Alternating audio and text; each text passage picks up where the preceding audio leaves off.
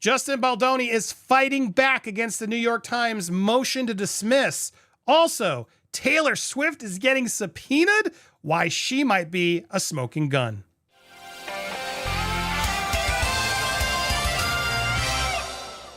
Welcome to Popcorn Planet. I am Andy Signore. Oh my gosh, you're not going to miss the live show we just had. The replay will be available on Patreon, along with our new documentary, With Hate, Meghan, episode 1, premiering literally now. It should be happening out. It should be out now by the time you guys hopefully watch this, or it's about to be. Patreon members get the replays. They get our special documentaries. And yes, you'll be helping us invest in our Justin and Blake documentary that we're working on. I'm literally flying to LA tomorrow to start the interviews. We got like a dozen interviews I'm doing while I'm out in LA. I'm so excited. There's so much brewing. Patreon members, you're helping to invest and fund us and let us do that kind of stuff. So thank you. So become a Patreon today. Patreon members, paid members will get access to all of that and so much more, including the replay where, yeah, we had a special guest. Blake Lively called in. Yeah, you're not going to miss that. All right, but further ado, let's get into today's news. For real though, she did. You got to go see it to see what I mean. It's pretty epic. But New York Times has now moved to dismiss Justin Baldoni's defamation lawsuit, which we heard before. To be fair, this is a tough one for Justin to win. It genuinely is. Journalists have more of a freedom of speech and things that are protected. So this is going to be an uphill battle. Now they've moved to dismiss it, as they've said here. This is back before we get to Justin's more recent response, which is what we're going to talk about. They filed this on the motion in New York, defending its reporting, arguing that allegedly defamatory statements Baldoni has taken issue with are true and fair characterizations of the events that unfolded on the movie set. They're saying it's all true what Justin did. What do you think?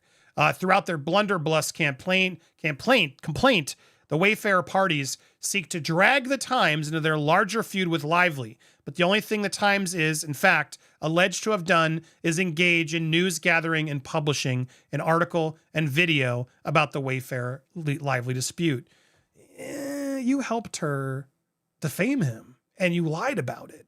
That to me is going to be what the issue is. If you got all this intel before everybody else, well, then you're helping her retaliate. And that's questionable. You couldn't have done all that in a day, and you didn't. Clearly, the metadata proved it. We're going to talk about that in the doc and so many more. So yeah, this whole excuse is silly. At the same time, it doesn't really matter. I sadly do think the Times is going to probably pull this off. But the Times details Tui's reporting of the story. It says that she contacted Baldoni, with whom we're invited to talk. Yeah, they gave him like 5 hours at night. And then over the middle of the night, they're supposed to respond to everything. While meanwhile, Blake gave you clearly a lot of time to go through and adjust. It doesn't make any sense. But we asked for comment. Apparently they did give you the comment. You didn't even publish it all.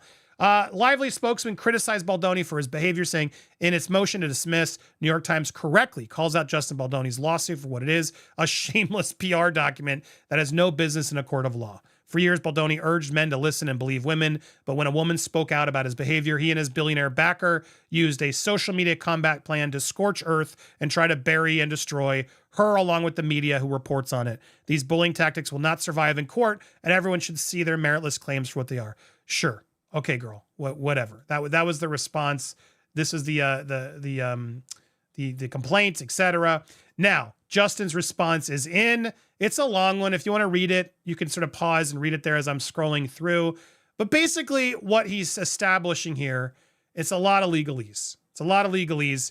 And ultimately, I try to scroll through it all so you can check it out if you have the time or want to look at it more specifically. To give you sort of the quick version, Wayfarer's team objected, obviously, and their request to pause discovery while its motion to dismiss is considered. The letter argues that the Times hasn't demonstrated good cause for a stay, as it hasn't proven discovery would be overly burdensome. Wayfarer would be prejudiced by any delay, and they contend that the motion to dismiss is unlikely to resolve the entire case, since it involves choice of law issues, numerous parties. Moreover, the letter asserts that the Times will remain a key witness regardless of the motion's outcome, and the Wayfarer parties plan to amend their pleadings.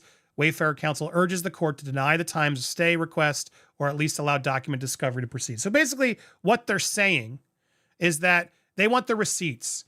Regardless of what happens with this New York Times case, which is going to be hard, they still this shouldn't be dismissed because we still need to prove what the receipts are. Did you get this early? What did she tell you? All this stuff is helpful to the case. So we can't dismiss until we discover all that. And I do think they have enough cause now with the metadata and other things to request that. So New York Times is saying the discovery is burdensome. Wayfair's like, no, we haven't even asked for that yet. Based on what happened with Blake's subpoenas, records, it'll be very tailored, so therefore not burdensome. No matter what, they're still in this. They will be called as witnesses. Basically, you can run, but you can't hide. So he is fighting that back. He's keeping it realistic, which I do appreciate, and we'll see how this all nets out. Meanwhile, speaking of the legal proceedings, yeah, Taylor Swift could now be subpoenaed. It looks like, and she will be in this new legal battle under oath. She'll be forced to speak under oath. Imagine how upset she must be about all this.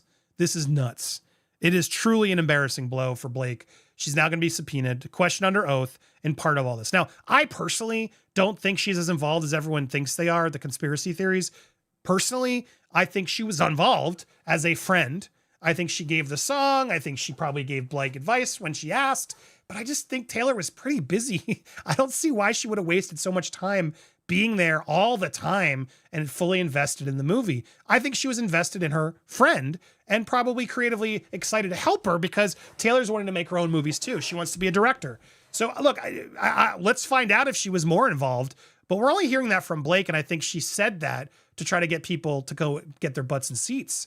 Yeah, Taylor's super involved. And to me, she was using Taylor. And from what I've heard from sources, people around Taylor absolutely pretty much confirm that, yeah, they've taken a break. They're sort of keeping space right now because it's not good. Taylor doesn't like this kind of drama, doesn't want to be sucked into it, and she does feel a little used. It's not a good look being called my dragon and you'll help me or else they'll help you too. All of it just looks so dirty and skeevy. So yeah, she's gonna get subpoenaed most likely. That's only gonna hurt the friendship, and that's a problem. She would be in one of the first groups of potential witnesses, which Baldoni's team want to hear from. They've been contacted and are due to give evidence as a yet unscheduled date, with more depositions to come. So that's going to be a problem. The witnesses understood to include Swift, Jenny Slate, Isabella Ferrer, senior staff at WME, executives at Sony. Those are all the key players that do need to be spoken to understand, well, what really happened. What were you told? Now, I suspect a lot of these people probably are looking forward to it. They probably want to be subpoenaed because they can't really say what they want to say unless they're forced to. So I do think Sony, some of this talent, maybe Brandon, Jenny, all these people, they might be more inclined to speak and not piss off Ryan and Blake. So sorry, they'll have to speak honestly under oath in a court of law. So I do think this is going to threaten them to make sure that they can say what they need to say without the threat from Blake and Ryan. So I do think they're feeling the pressure. There's definitely pressure, and I could see them being almost excited to get this over with and to let the courts allow them to speak. Do you know what I mean, guys? And again, Blake's, Taylor not backing Blake up really could be a smoking gun that some experts are now saying. Because you got to remember, as we've talked about previously, her distancing, all this is a bad look, right? This is one of her best friends. And she also successfully sued a former DJ, David Mueller, and won. She won that dollar. She claimed that in an event in 2013, he reached under and did this stuff, and then she countersued. She seeked a symbolic $1 in damages, and yes, she won. So following that victory, she pledged to make financial donations to multiple organizations that helped SA victims defend themselves. She gave $250,000 to Kesha to help her cover her legal fees during her battle against Dr. Luke. So she's been a big advocate. So to see her now being silent, as after being such a supporter of SA victims, with more than a year of life fighting for this case, she knew she would win. She's donated all the money. Some people feel Taylor should be offering comfort and using her platform to rally Swifties in support of what is right. Therefore, is it Blake? Is it Taylor? Instead, Taylor appears to have gone silent and is staying out of it. This will likely play a role in Justin's defense. If Taylor does not believe Blake, the insider claims, she could be a smoking gun in this case. So, yeah, not a good look. Blake has to be nervous. None of this is good for her. This is all a bad look. So she's caused all this mess. She took it where it is. Now she's got to reap what's going to happen. And I do think we're going to hear from a lot of these witnesses the truth. Not because they want to or even that they're, pressured or whatever, but because they're going to be under oath. And that's going to be extremely telling So stay tuned. We're going to keep you updated on that. If you haven't already, whether you're watching live or on the replay, hit the subscribe, hit the bell for alerts, smash that like button, and let us know in the comments down below what you think. But more importantly, head on over to our Patreon. We're minutes away. We are literally 7 minutes here on the live, but it'll be up by the time you watch this, of our new series with Hate Meghan. Why does the world have no love for her? Everyone says I'm too harsh. Well, I wanted to push myself and I wanted to do it more fairly. And that's what we're going to see over in Patreon. All paid members of Patreon will get access to this doc. They'll eventually get access to our Blake Lively doc, which we'll do. All members will get that as well. And this week you'll get updates throughout production while I'm on set out there in LA to give you updates of who we're talking to. You'll get some sneak peeks from set. So I'm telling you, now's the month to be involved. I promise. You're supporting our next doc. You'll get some stuff in the meanwhile. And you'll get the replays where, yeah, Blake Lively showed up. You don't believe me? Go watch the replay and see it for yourself. You'll see what I mean. All right, we are live still. We got a lot to go through, but thank you so much. If you missed our lives, always become a supporter on Patreon and watch the replays. You guys are the best. So grateful for your support of this doc and everything we're doing. Can't do it without you.